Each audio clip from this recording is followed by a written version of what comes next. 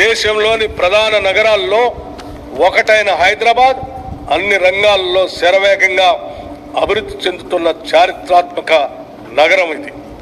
ఇప్పటికే ఈ నగరం ఒక ఐకాన్గా పేరు గడించింది.